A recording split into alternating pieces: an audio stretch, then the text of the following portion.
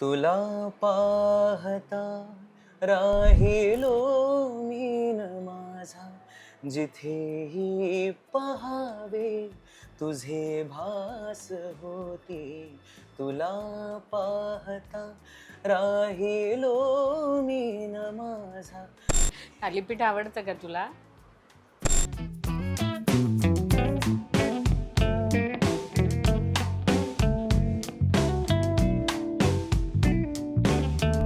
तुम्ही मला सामील करून घेतलंय स्टार किचन मध्ये. मी पक्की पार्लेकर जन्मापासून, माझा जन्मच पार्ल्यातला आहे. क्या बात है. आम्ही खूप साधं जेवतो. पोळी भाजी कोशिंबीर आणि पातळ काहीतरी. म्हणजे पातळ म्हणजे आमटी. एकतर इतका गोड स्वभाव सगळ्यांनाच माहिती आहे, सगळेच फॅन आहे तिला त्यांच्या या स्वभावाचे. नमस्कार मित्रांनो, मी पूजा बोरकर. लोकमत फिल्मीमध्ये तुमच्या सर्वांचं स्वागत आहे. स्टार किचनमध्ये आज माझी आवडती व्यक्ती आणि माझे ड्रीम कम ट्रू असं म्हणायला हरकत नाही आहे. सो हिलाताई आहेत. पहिलं ते खूप खूप स्वागत आणि थँक्यू सो मच या आमच्या छानशा भागासाठी तुम्ही हो म्हणाला. अरे वा, थँक्यू. खूप आनंद आहे मला सुद्धा यात तुम्ही मला सामील करून घेतलंय स्टार किचन मध्ये. बरं, आपला मूळ मुद्दा असतो किचनमध्ये कशा पद्धतीने तुम्ही तुमच्या बाबतीत काय, म्हणजे मी तर वाट बघत होती ताईंच्या हातची कधी कोणती डिश खायला मिळते. थालीपीठ आवडतं का तुला? चालेल. थालीपीठ खाऊ वाव, घालते तुला. क्या बात आहे. बरं ते आपण किती वर्ष झालं तुम्ही इथे आहात पार्ल्यामध्ये? पार्ल्यामध्ये? Yes. मी पक्की पार्लेकर जन्मापासून, माझा जन्मच पार्ल्यातला आहे. क्या बात आहे. बरं ताई, तुम्ही पक्के पार्लेकर आहात जसं तुम्ही म्हणालात आणि एवढे वर्ष झालं इथे राहताय, या सगळ्या गोष्टी कशा पद्धतीने सरांची तुमची भेट झाली? कुठे तुम्ही अचानक क्रॉस झालात एकमेकांना, जाता येता भेटणं होतं, कसं होतं? हो, नाही, माझे मिस्टर म्हणजे डॉक्टर उदय भाटे ते माझ्या मोठ्या भावाचे मित्र होते, म्हणजे क्लास वर्गमित्र होते. त्यामुळे आमची थोडी म्हणजे फॅमिलीची कुटुंबाचाही स्नेह होता, ओळख होती. असे आम्ही भेटलो. म्हणजे so directly indirectly love marriage आहे असं म्हणायला हरकत नाही. हो, हरकत म्हणजे आहेच. क्या बात आहे. हे कधीच्या काळातली गोष्ट आहे ही. ही साधारण म्हणजे माझं लग्न 78 मध्ये झालं. म्हणजे त्याला आता उद्याच मी तुला म्हटलं 48 वर्ष पूर्ण होती. वाव, अजून हाफ सेंचुरीला 2 वर्ष आहेत. झालीच आहे ऑलमोस्ट असं म्हणायला हरकत नाहीये. पण कसा होता हा पूर्ण प्रवास? छान होता. म्हणजे ओव्हरऑल छानच होता. कारण म्हणजे कुठल्याही प्रवासात आणि संसारामध्ये, आयुष्यामध्ये हे अडचणी आणि अडथळे येतातच. म्हणजे कुणालाच ते ते तो आल्याशिवाय चुकलेलं नाही. संसार नाही असं. पण जे म्हणतो आपण की ज्याचा शेवट गोड ते सगळंच गोड, तसं. त्यामुळे आता या टप्प्यावर मागे वळून बघताना मला नक्कीच असं वाटतं की खूप छान आनंदाचा, समाधानाचा असा झाला आत्तापर्यंतचा प्रवास. बरं, मला सरांबद्दल थोडंसं जाणून घ्यायला आवडेल नक्कीच. सर किती वर्षांपासून तुम्ही दोघं, म्हणजे सर तेव्हा नोकरी काय करत होते, तुमची सुरुवात या क्षेत्रात होती, ती त्यांना कबूल होती का मुळात, की हे क्षेत्र म्हटलं की नको रे बाबा असं प्रत्येक घरातले म्हणायचे? सो तेव्हा तुमच्या बाबतीत लगेच नाही, होकार होता? माझी थोडी वेगळीच कथा आहे. कारण माझे मिस्टर डॉक्टर म्हणजे MBBS डॉक्टर आणि ते जनरल प्रॅक्टिशनर, असं फॅमिली डॉक्टर ज्याला म्हणतो तसं. आणि मी सुद्धा सुरुवातीला माझी लॅबोरेटरी होती पॅथॉलॉजीची. म्हणजे मी BSc करून लॅब टेक्नॉलॉजीचा डिप्लोमा करून ते करत होते. तर तू जे आत्ता विचारलंस की या क्षेत्रामधला त्यांना पसंत होतं का, किंवा हे क्षेत्र नको रे बा, तर त्याच्या एक्झॅक्टली उलट गोष्ट होती. म्हणजे हे तुझं म्हणणं बरोबर आहे की या क्षेत्राला तेवढी काही प्रतिष्ठा तेव्हा नव्हती आणि हुशार मुलींनी वगैरे याच्यामध्ये जाणं फारसं काही रुचत नसे समाजाला, घरातल्यांना. असं म्हणजे की हौस म्हणून करणं ठीक आहे, पण करिअर म्हणून पूर्णपणे तुम्ही या सोडून क्षेत्रात? असं नाही. परंतु माझी ही आवड माझ्या लक्षात येण्यापूर्वी माझ्या मिस्टरांच्या लक्षात आली होती. ते म्हणाले की तू आता म्हणजे माझी लॅब होती पॅथॉलॉजीची छोट्या. ते म्हणाले की तू हे सगळं करतेस मनापासून, पण तू खुश दिसत नाहीस. खुश, तुला मनापासून आनंद होईल असं जर तुला काही करायचं असेल तर तू करू शकतेस असं. नाटकाची अभिनयाची आवड होती, चुटपुट छोटंसं काहीतरी करायचं केलेलं ते, होतं yes. वगैरे. पण त्यांच्या प्रोत्साहनाने आणि तशी मग संधी उपलब्ध झाली, संधी मिळाली. मी त्या संधीचा लाभ घेऊ शकले. त्यांचीच इच्छा होती तुम्ही या क्षेत्रात यावं हा, असं म्हणजे म्हणालात. तुझ्या आवडीचं तू कर असं त्यांचं म्हणणं होतं. हे तुला आवडत असेल तर ते कर. त्यामुळे मी खूप वर्ष, म्हणजे साधारण तुला अगदी सांगायचं तर मी 83 मध्ये माझी लॅब सुरू केली होती आणि मी 86 मध्ये पहिलं प्रोफेशनल नाटक केलं. मी डायरेक्ट प्रोफेशनल नाटकच केलं. मग काय लगेच लगेच कामं मिळत कामं आणि नाही तेव्हा मिळत, एवढे पर्याय प्रोजेक्ट्स पण पण नव्हते, उपलब्ध yes. आणि नाटकच होतं ना फक्त आणि एक सह्याद्री होतं, म्हणजे बाकी काही चॅनल्स चॅनल्स किंवा नव्हते, असं yes. काहीच नव्हतं. त्यामुळे मी जसं जसं माझ्याकडे येत गेलं नाटक, जे मला आवडत गेलं ते मी करत करत गेलात, गेले yes. आणि तोपर्यंत छोटीशी लॅबचं काम पण मी एक पार्ट टाइम जॉब सारखं माझं चालू होतं. म्हणजे अच्छा. 94 पर्यंत मी ते करत होते. हो. या ठिकाणी वास्तू होती जी आईचं घर होतं, तिथेच माझी शिवम म्हणून पॅथॉलॉजीची लॅब होती, म्हणजे ज्याच्यात मी ब्लड कलेक्शन पासून रिपोर्ट टाईप करेपर्यंत सगळं मी करत होते. बापरे. पण आता मी सगळं विसरली आहे. म्हणजे आता जर कोणी दिलं की ब्लड काढा म्हणजे ब्लड काढू शकेन मी, पण ते आता सगळं इतकं बदललंय ना, म्हणजे ऑटोनॉमी एवढं ॲडव्हान्स झालंय सगळं की आता ते नाही हे राहिलेलं. नक्कीच. पण असं 94 पर्यंत मी ते दोन्ही करत होते. त्याच्यानंतर मग मी लॅब बंद केली आणि पूर्ण वेळ अभिनय क्षेत्रातच करत होते. बरं, सर स्वतः एक डॉक्टर आहे हो. आणि जेव्हा अशी परिस्थिती स्वतःवर ओढवते तेव्हा खरंच एक डॉक्टर म्हणून खचून जातो माणूस. म्हणजे त्यांना तू आता बघितलंस Yes, त्याच्यावरनं yes. विचारतेस. नाही, पण ते अतिशय म्हणजे काय झालं म्हणतो की विरळा आणि ते खूप कणखर आहेत, खंबीर आहेत, सकारात्मक आहेत. म्हणजे त्यांनी ते स्वतः डॉक्टर, म्हणजे आजही ते घरून प्रॅक्टिस करतात. लोक त्यांना Seriously? हो, आत्ताच त्यांना फोन आला होता, हॉस्पिटलमध्ये पेशंट आहे, तो कसा आहे, काय अमुक हे करू का, ते औषध घेऊ का वगैरे विचारायला क्या बात आहे. असं. आणि अनफॉर्च्युनेटली त्यांना गेली 5-6 वर्ष विविध व्याधींना, आजारांना, अनेक ऑपरेशन्सना, खूप खूप काही यांना तोंड द्यावं लागलं. पण मी खूप अभिमानाने सांगेन की कधीही त्यांनी अरे रे मला किती त्रास होतोय किंवा हे माझ्याच वाट्याला का आलं आता, असं त्यांनी कधीच केलं नाही. म्हणजे कधीच चेहऱ्यावर त्यांच्या हे नव्हतं, निराशा किंवा वैफल्य किंवा त्रस्तपणा वगैरे असं. आणि त्यामुळे येणारा माणूस सुद्धा म्हणायचा की म्हणजे असं तू वाटतच नाहीस की तू आजारी. हा, ते actually. म्हणायचे मी आजारी नाहीच आहे, मी पेशंट नाहीच आहे. मी कधी त्यांना विचारलं तू कसा आहेस, टकाटक टॉप, असंच त्यांचं उत्तर असतं. त्यामुळे जे आहे ते ॲक्सेप्ट करून जे आपण बदलू शकतो, ज्याच्यावर आपण काही उपाय करू शकतो ते करत पुढे जाणं, असा त्यांचा स्वभाव आहे. खूप विशेष गुण आहे. त्यामुळे सगळ्यांनाच त्यांच्या आजूबाजूच्यांना उमेद मिळते, उभारी मिळते आणि सकारात्मक बरं, राहायला. तुम्हाला जेव्हा ही गोष्ट कळेल तेव्हा तुम्हीही पूर्ण कचला गेला असाल.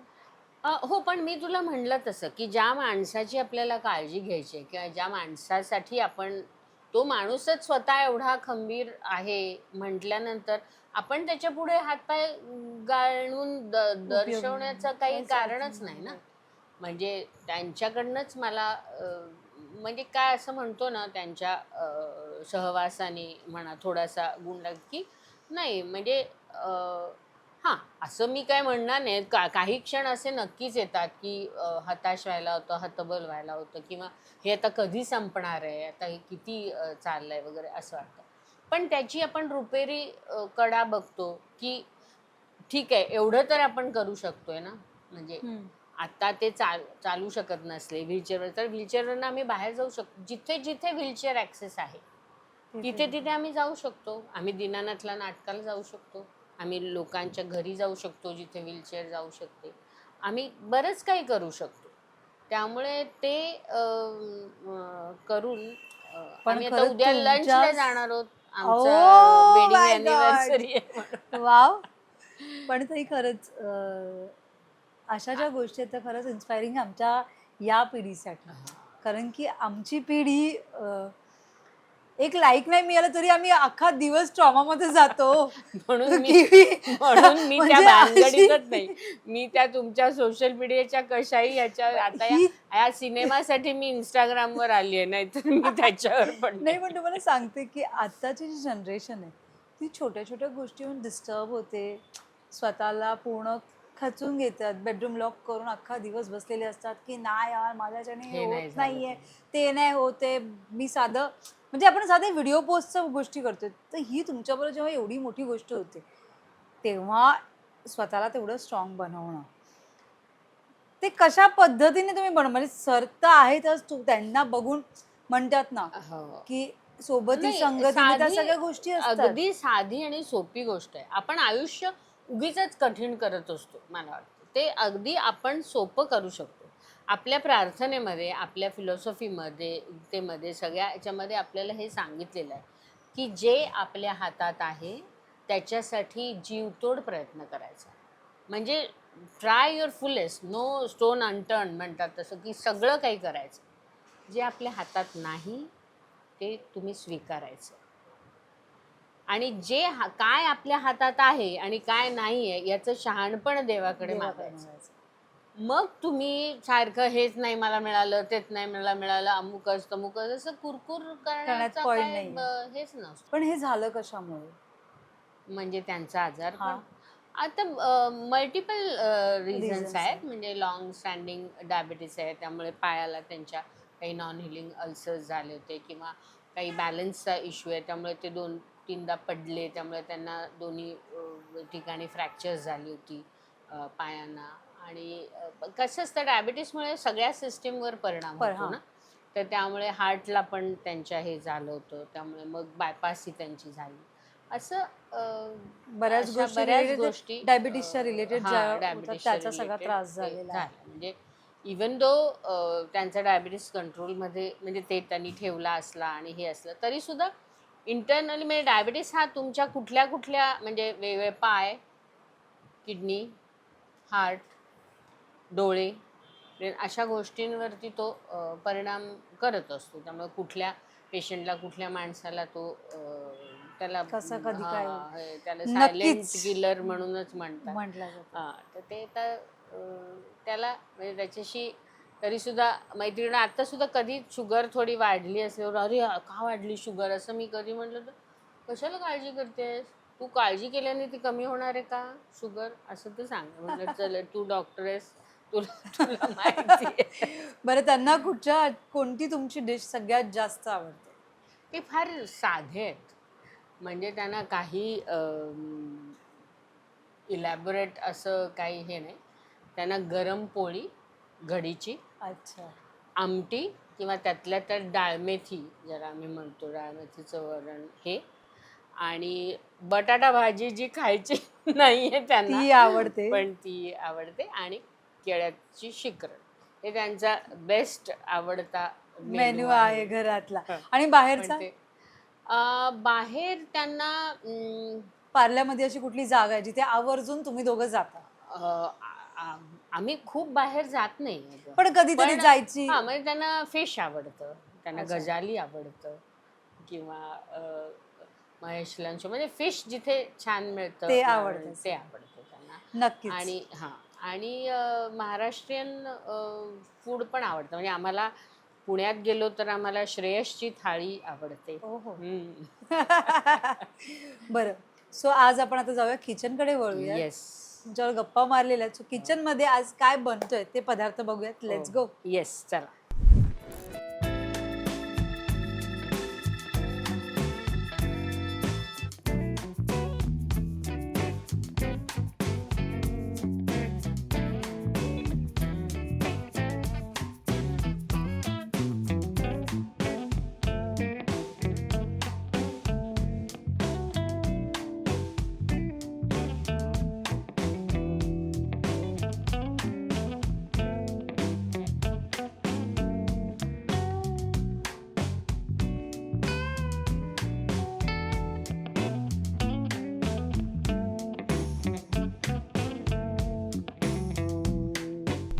येस ताई, थालीपीठ सगळ्यात जास्त घरात कोणाला आवडतं? मला अरे बरं. नाही, यांना पण आवडतं, पण मला माझ्या लेकीला, माझ्या जावयाला असं खूप आवडतं.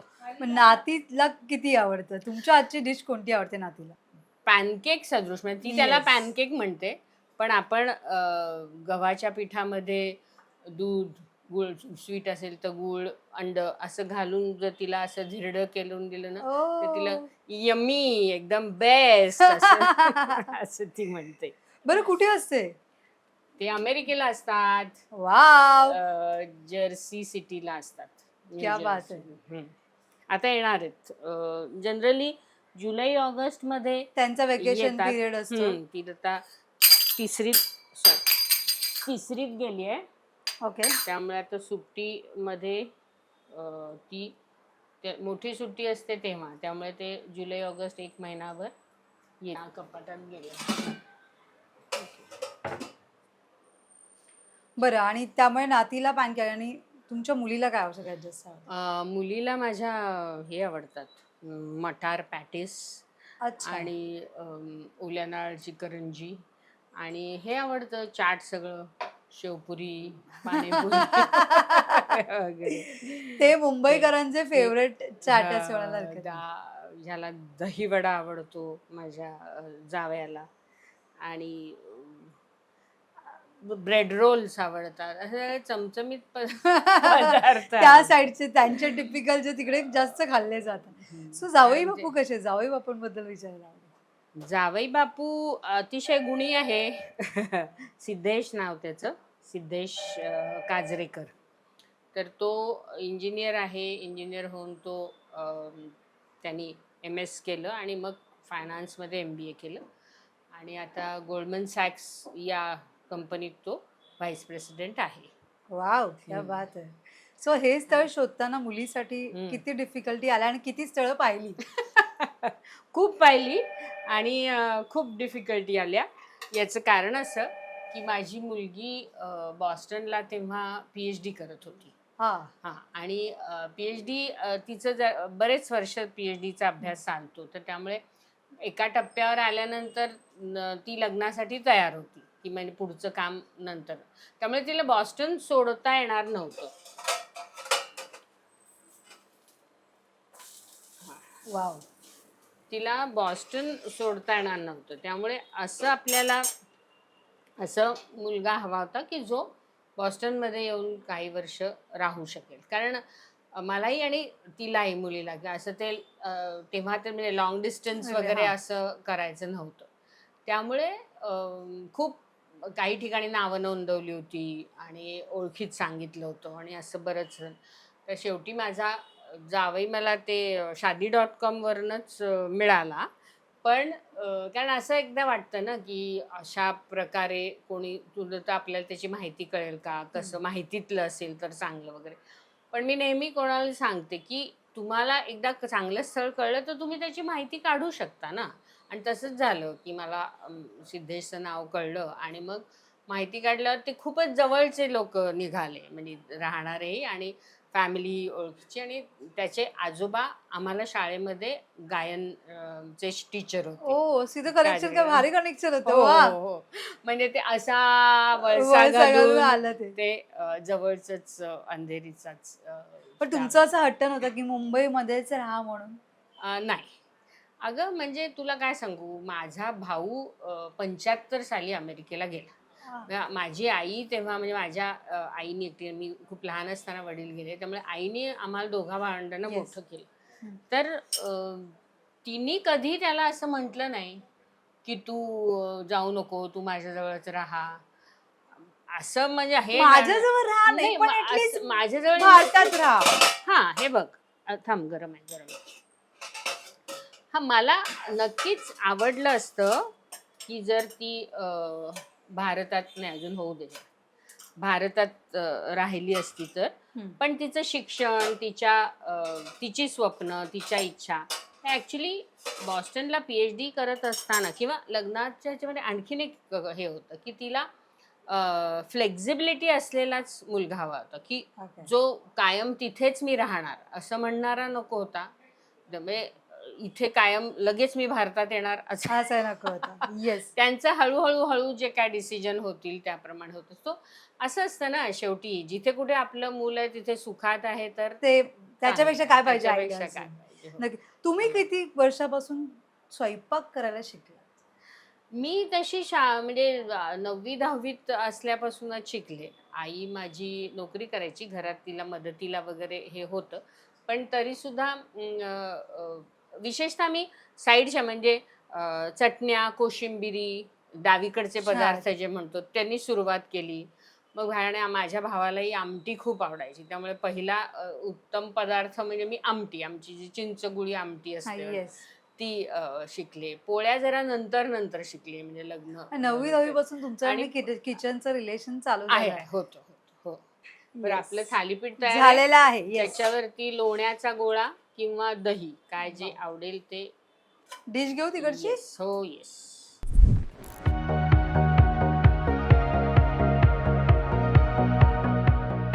फायनली मला इलाताईंच्या हातचा छानसा लोण्याचा गोळा त्याच्यावर एवढा छान वाटतोय वाव. सो मी तुला थालीपीठावर हवं तर ताव मारणार आहे. येस, तुला हवं तर त्याच्याबरोबर एक लिंबाचं लोणचं पण मी देऊ शकते. क्या बात आहे. लेट्स पहिल्या आता टेबलवर बसूया. येस. एन्जॉय. बरं हे काय वाव. बनतंय? शेवपुरी. आणि नचिकेत मग आज अगं. तुला कसं कळलं मी ताईंच्या हातचं थालीपीठ खाणार आहे आणि तुला यायचंय ते कसलं यम्मी दिसतंय अरे ते यार. माझं आहे आणि ते माझं. ते झालंच. तू शेवपुरी मी खा. शेवपुरी करतोय बाय द वे, त्यामुळे it's a beautiful combination it seems. शेवपुरी आणि थालीपीठ, आणि तेही येस. बरं हिला त्यांच्या घरी. तेही हिला त्यांच्या घरी. Absolutely yes. नातू माझा. बरं या नातवाचं आज काय काम होतं? म्हणजे काय, त्याला आता शिकवते मी किचन मधल्या एक गोष्टी. क्लासेस चालू आहेत. मला जस्ट तिने सांगितलं हे काय काय म्हणजे करायचं, मी तुला काय ट्राय करतोय. आवडतं, चाट आवडतो, म्हटलं चल मग शेवपुरी करून दाखव, मी तुला दाखवते. क्या सोपी बात गोष्ट ना आहे. सगळ्यात. आणि माझी मॅच चालू आहे एकीकडे. ऑफकोर्स रोहित शर्मा आणि शुभमन गिल बॅटिंग करतायत, त्यामुळे छान माझं मस्त चाललंय. आणि हे जास्त इंटरेस्टिंग दिसतंय. पण मला म्हणायचं मॅच बघत बघत शेवपुरी बनवणं. अजून काय हवंय? This is everything it seems. Sevpuri, match, मस्त गुड कंपनी आणि तिला त्यांच्या हातचं थालीपीठ.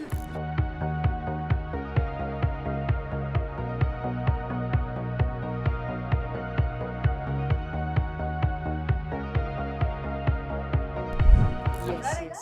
करतोय प्रयत्न. तुला चमच्याने केलं पाहिजे असं काही नाही नाहीये. पण अगदी कांदा. भैयाच्या हातची जी हाताची चव जी शेवपुरी पाणीपुरीला असते ती नाही मिळणार आहे आम्हाला इथे चमच्याने. आपला एक प्रयत्न खूपच अगदीच हात थरथरत करतोय मी, काही पण एवढं करतोय. करायची म्हणजे जरूर अगदी काही. किचन मध्ये किती तुझं वावरणं वगैरे? किचन मध्ये माझं वावरणं फक्त खूप कमी आहे तसं. खूप असं मी कुकिंग नाही करत, म्हणूनच मी इथे आत्ता शिकायला आलोय, की कारण खूप खूप छान छान पदार्थ माझे खाऊन झालेत इला त्यांच्या हातचे, आरू अजीच्या हातचे टेक्निकली असं बघायला गेलं तर. त्यामुळे आता तिच्याकडनं ती चव कशी काय आणतेस बाबा तू, मला जरा सांग बरं, म्हणून हा सगळा खटाटोप चाललाय. त्यामुळे एक जरा अशी एक असं मॉडर्न आणि ओल्ड असं नको करूया आपण, पण तरी असं एक दोन वेगळे व्हरायटीज, जिकडे एक थालीपीठ पण आहे आणि शेवपुरी पण आहे. पारंपरिक आणि एक फन आधुनिक चाट असं आणि असं चाट. एक घरगुती मराठमोळा प्रकार थालीपीठ असं वगैरे जरा एक जाऊन मस्त चाललंय. बसूया. येस, मी पण बसूनच करतो, कर ना. कारण आता मीन तर झालेलं आहे. आणि एक दिवशी तिने असंच काहीतरी घावन टाईप असं काहीतरी तिने घावणे टाईप असं तिने बनवून आणलं होतं. तर त्याच्यानंतरच असं झालेलं की मज्जा, हे हवंय, यांनी मज्जा येते. त्यामुळे मला प्लीज सांग असं काहीतरी बेसिक. त्यामुळे सर्वात सोपा पदार्थ मी निवडलाय शेवपुरी करण्याचा, आणि चाललाय प्रयत्न. बरं मला असे काही कलाकार आहेत आपल्या सिनेसृष्टीत ज्यांच्याकडून खूप काही शिकण्यासारखं आहे, आणि तू भाग्यवान आहेस, तुझ्याबरोबर एक छानशी टीम तुमची जोडली गेलेली आहे. सो मला त्याच्याबद्दल जाणून किती काही शिकलायस ताईंकडून, आणि असे बरेच कलाकार मंडळींबरोबर तू कामं केलेली आहेस. मला खूप शिकायला मिळालंय ऑफकोर्स इला त्यांच्याकडनं, कारण की एक तर इतका गोड स्वभाव सगळ्यांनाच माहिती आहे, सगळेच फॅन आहेत तिला त्यांच्या या स्वभावाचे.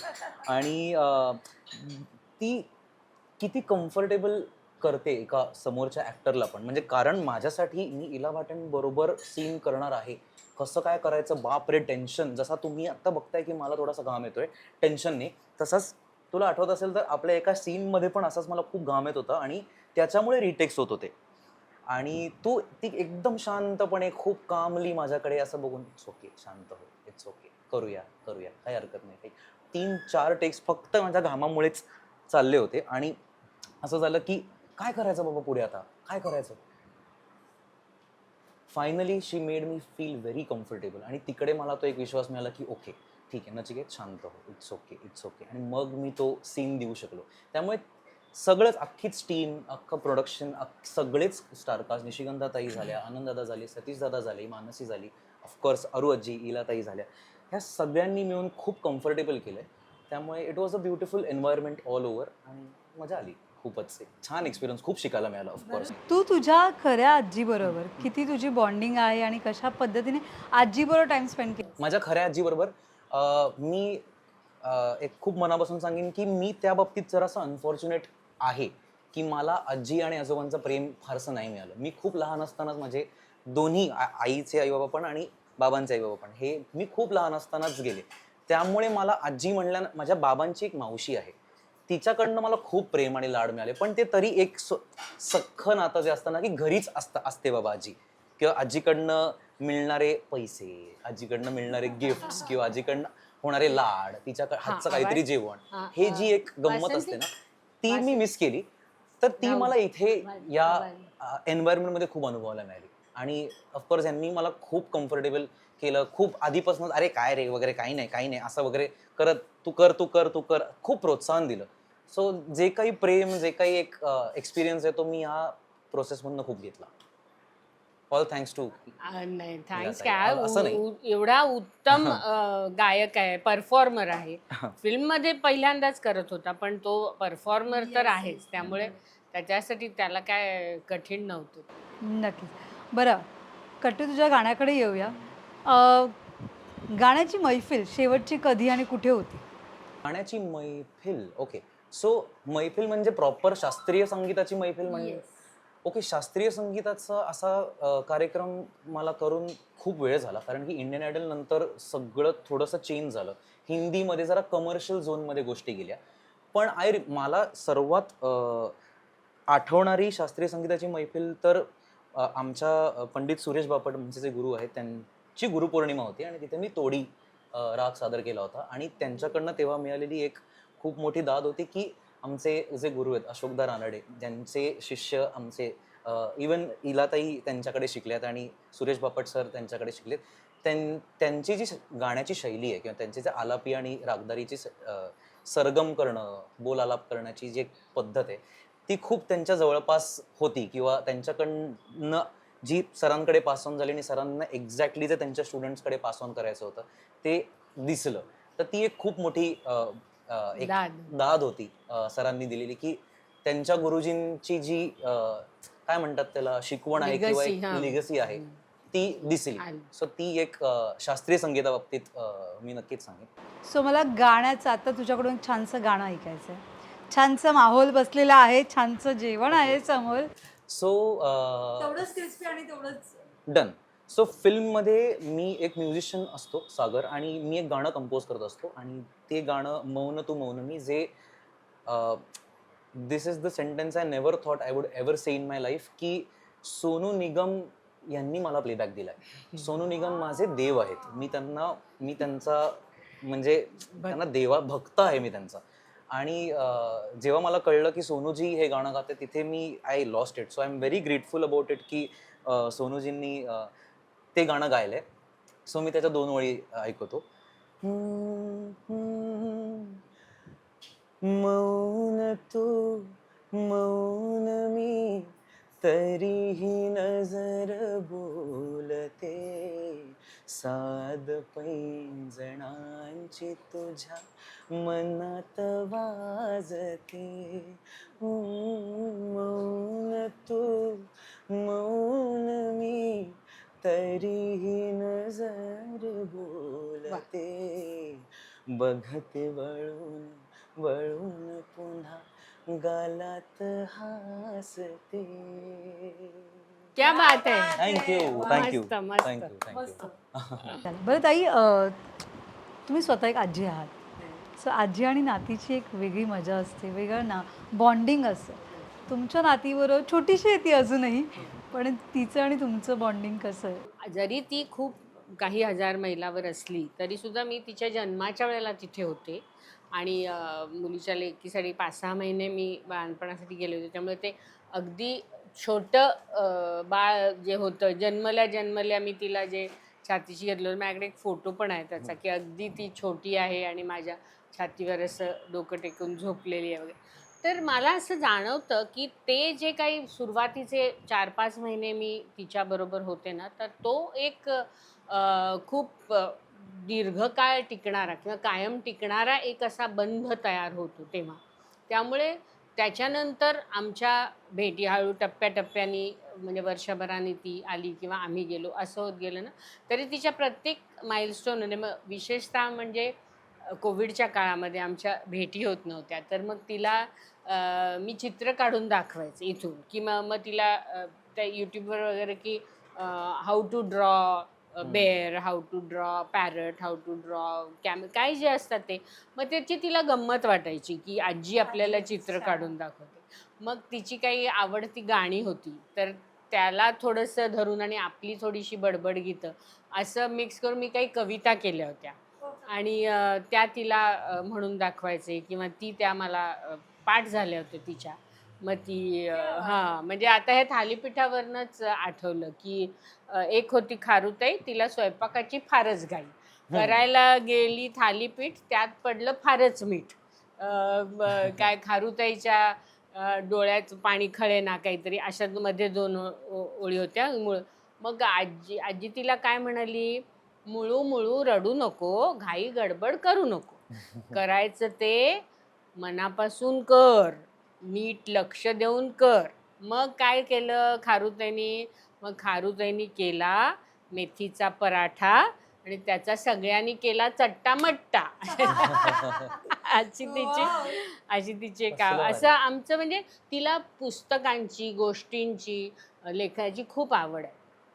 त्यामुळे मी तिला काही गोष्टी तर इथे आली की तिला गोष्टी वाचून दाखवते, लायब्ररीत घेऊन. लायब्ररी हा तिच्यासाठी अतिशय आनंदाची जागा आहे वाचायची आणि खूप ती आवड हो, आहे हो, का? खूप खूप. वाव. म्हणजे ती तर म्हणाली, "अरे, की मला अमेरिकेतल्यापेक्षा लोकमान्य सेवा संघ पार्ल्यातली लायब्ररी आवडली." वाव. आणि आजकाल व्हिडिओ कॉलिंगमुळे ते खूप जास्त, ते एक वेगळं सुख आहे. जे लांब राहतात त्यांच्यासाठी हे सुख आहे. हो आणि तिला खास करून तिच्या आईबाबांनी मराठी बोलायला शिकवलंय. घरात मराठीच बोलायचं असा एक नियम घातलाय. त्यामुळे ती आमच्याशी छान मराठीत गप्पा करू शकते. त्यामुळे ती कधी कोणाला थँक्यू म्हणत नाही, धन्यवाद असं वाव. वाव. असं म्हणते. सो ती एक वेगळी मजा आहे. आता ती लवकरच येणार आहे मुंबईला. आता ती किती वर्ष झाली? आता 8 पूर्ण झाली ती म्हणजे मार्चमध्ये 18 सालची आहे म्हणजे 8 पूर्ण झाली. तर तुमचं प्लॅनिंग तयार असेल पूर्ण. आता काय काय हो, करायचं? हो, हो, हो. फुल काय कॅलेंडर एकदम करायचं? पॅक असतं रेडी, पॅक की या असतं. दिवशी इकडे, या दिवशी पण तिकडे, आज तिच्या हे. डेट्स मिळणं पण डिफिकल्ट आहे. ते झालंच. नाही म्हणजे मी तसं थोडंसं आधीपासून सांगून ठेवते, की थोडं जास्त काळ कसा त्यांच्याबरोबर घालवते आणि काय होतं दिवस थोडे असतात त्यांना पण माझ्या मुलीच्या मित्रमैत्रिणी, सासरचे लोकं, रियुनियन्स हल्ली असतात बऱ्याच यांची. मग छोटीसाठी काहीतरी आमचे फॅमिली फ्रेंड्स असं खूप असतं ना काय-काय. त्यातनंच आपण आनंदाचे क्षण वेचत वेचत असतो. राहायचं असतं असं. सो हो.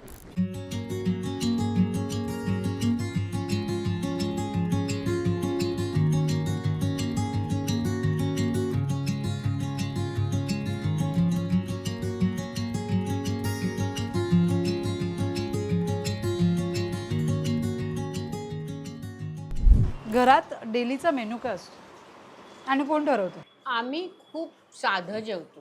म्हणजे आता या एजला याच्यावरती आणि काही पथ्य आणि हे असल्यामुळे पोळी, भाजी, कोशिंबीर आणि पातळ काहीतरी. म्हणजे पातळ म्हणजे आमटी, मी म्हटलं तसं डाळ मेथीचं वरण, पातळ भाजी, पालकची पातळ भाजी, अळूची भाजी, टोमॅटोचं सार, कढी असं काहीतरी. आणि भाज्या, फळभाज्या असतात. त्या भाजीवाल्याकडे तर गेलं की ज्या काय 3 शेंगभाज्या, माझं असं ते हे ठरलेलं आहे.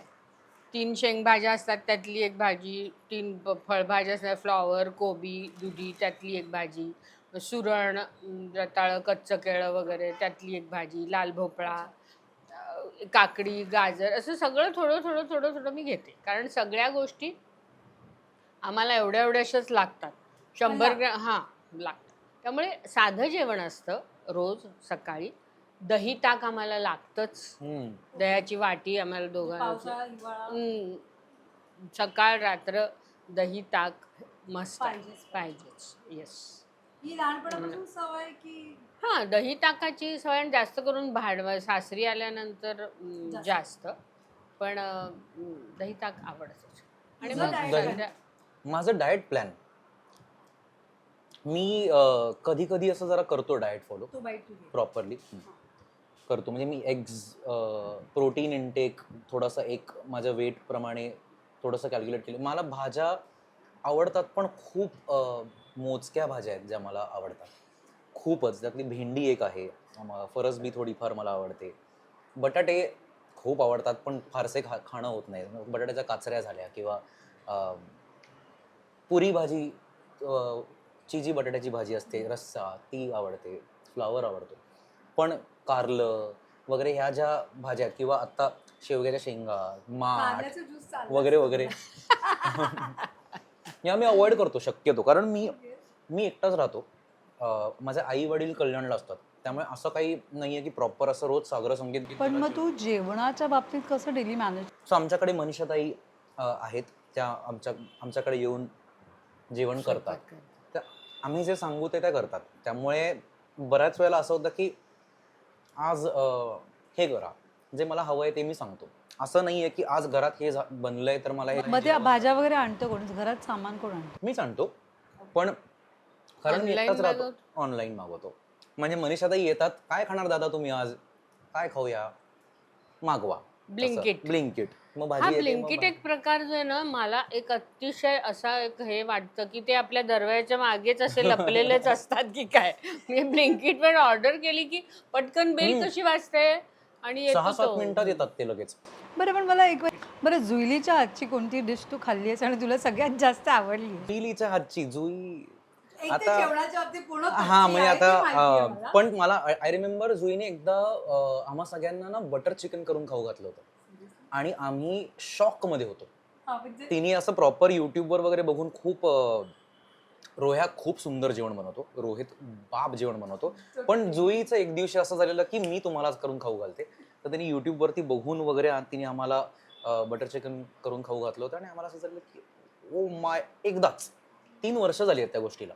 त्याच्यानंतर आम्ही आता वाट बघतोय की पुन्हा तो दिवस कधी येईल बाबा, किंवा दुसरी रेसिपी असू दे, तो बटर चिकनच परत कधी खायला मिळेल. पण हा म्हणजे जुईकडे पण मनीषाताईच असतात आमच्या, त्यामुळे आमचं ते बऱ्याच वेळ असं होतं की तिच्याकडेच जेवण बनतं. कारण त्यामुळे मी तिकडे जातो. आम्ही एकाच एरियामध्ये राहतो, जवळपासच सगळे राहतो. त्यामुळे ते पण एक आहे की पटकन त्यांच्याकडे की दादा आज ताईंकडे हे बनवलंय, तुमच्यासाठी पण इकडेच बनवलंय, तुम्ही इकडे येऊन जेवा. म्हणजे डन. बरं, मी काय म्हणते ताई, तुम्ही आतापर्यंत एवढ्या कलाकारांबरोबर काम केलं, आता सरप्रायझिंग कलाकार कोणता होता, अभिनेत्री, अभिनेता, की ज्याने खरंच खूप छान आणि उत्तम जेवण बनवलंय? जेवण जेवण बनवलं. म्हणजे एखादी पदार्थ किंवा एखादं जेवण जे पण काही, आणि तुम्हाला खरं तुम्ही चकित झालं की अगं तू बनवलंस. अरे बापरे, हे जरा मला डब्यातही कधी कोणी आणलं असेल किंवा काही. तरी आम्ही असंभव करायचो, असंभव मालिका. तेव्हा असेच आम्ही प्रत्येकजण काय काय घेऊन आलो तर आम्ही सगळेजण एकत्र बसायचो. तर उर्मिला होती, उर्मिला कानेटकर त्याच्यामध्ये. तर आमचे असे छोटे छोटे डबे असायचे आणि आम्ही एक एक चमचा असं. तर तिचा असा मोठा डबा, म्हणजे ती सगळ्यांसाठी असा आणायची डबा. त्यामुळे आम्ही त्याला उर्मिलाज लंच होम असं म्हणायचो की ते आलंय. आणि मग हां, एक मला आणखीन एक आठवतं. एका लग्नाची दुसरी गोष्टच्या वेळेला स्वप्नीलच्या आईनी, स्वप्नील जोशी त्याच्या आईनी आमच्या सगळ्यांसाठी फणसाची भाजी करून ओ पाठवली. माय गॉड. अमेझिंग, असं मोठा डबाभर फणसाची भाजी त्यांनी करून पाठवली होती. फारच छान, फारच छान. आणि मी केले नव्हते, पण मी एकदा सगळ्यांसाठी उकडीचे मोदक नेले. आमच्या पार्लर जे बेस्ट मिळतात ते मी. मेजवानी म्हणजे ह्याच्यापेक्षा काय अजून. एंड सिक्स आहे हा, सिक्सर आहे हा. उकडीचे मोदक म्हणजे असा जीवाचा विषय एकदम. अमितानी एकदा आम्ही कुठलं करत होतो सिरियल, हां सूर राहू दे करत होतो, तेव्हा तिने गाजर हलवा आणला होता अमिता खोपकरनी. असं म्हणजे आत्ता सुद्धा आम्ही सिरियल करतो तिथे प्रत्येकजण कोणी ना कोणी काहीतरी घेऊन येत असतं. सो जाता आता थँक्यू सो मच, मजा आली. खूप छान ताव मारलेला आहे आपण आज. सो तू चिटिंग केली आहेस एनिवेज, पण ती तुझ्या पद्धतीने योग्य आहे. करतोच आहे म्हणजे. प्रयत्न तुझा खूप चांगला होता. सो ताई जाता आता एक छानसं गाणं पहिलं तर होऊन जाऊ दे तुझ्याकडून. आणि काय सांगाल प्रेक्षकांना आजी आणि नातवाचं नातं याबद्दल? की मला नात आहे, जी छोटी आहे. असं नातू मला आयते मिळत आहेत सिनेमामध्ये आणि सिरियलमध्ये वगैरे. पण हे जे म्हणतात ना की नात किंवा नातू म्हणजे दुधावरची साय, ते अगदी खरं असतं. म्हणजे ते आजी किंवा आजोबा झाल्यावरच तुम्हाला जाणवतं ते, की मुलाला जे फटकावणारे, मुलाला कडकपणे हे करणारे, त्याच्या मुलाला त्याचे वडील ओरडायला लागले की अरे नको रे, राहू दे, पाठीशी असं हे घालणं आणि आपोआप येतं. Correct. ते जे Soft काही करणं. असतं ना आजी आणि नातवाचं नातं, त्याला काही म्हणजे तोडच नाही. हां, आणि त्यातून आजी जेव्हा त्यांच्या बरोबरीच्याने, म्हणजे आता हे जसं समजा टेक्नोसॅव्ही किंवा आत्ताचे जे काही सगळे विषय आहेत तरुणांचे, ते असं बरेचदा होतं की ते लोक त्यांच्या आईबाबांशी एवढ्या मोकळेपणाने बोलू शकत नाही हां, जेवढं आजी मग आजोबांसोबत. आमच्या घरात होती की भाचीनी किंवा काही तिने लव्ह मॅरेज ठरवलं तिच्या बॉयफ्रेंडबद्दल वगैरे, ती आजीला आधी सांगणार. म्हणजे तसं बघायला गेलं तर आजी आजोबा हे अनेक मागच्या पिढीचे असतात. पिढीतलं अंतर जे आपण म्हणतो ना, पण ते आजी नातवंडामध्ये नसतं. म्हणजे आजची पिढी म्हणजे आई बाबा जेव्हा त्यांना हे कसं तू का करतोस, कसं करतो, हे करणं बरोबर नाही वगैरे असे चिडत असतात, तेव्हा आजी आजोबा म्हणतात नाही कळेल त्याला, त्याचे जरा थोडे दिवस जाऊ देत, समजूतदार आहे, त्याचं त्याला कळेल थोडं, असं सांगणारे आजी आजोबा असतात. सो दॅट बॉन्ड, ते नातं खरंच एक स्पेशल नातं असतं, वेगळं. सो जाता आता पुन्हा एकदा छानसं गाणं, गाण्याने आपण शेवट करूया. तुला पाहता राहिलो मीन माझा, जिथेही पहावे तुझे भास होती. तुला पाहता राहिलो मीन माझा, दिली घेतलेली शपथ खास होती. तुला पाहता.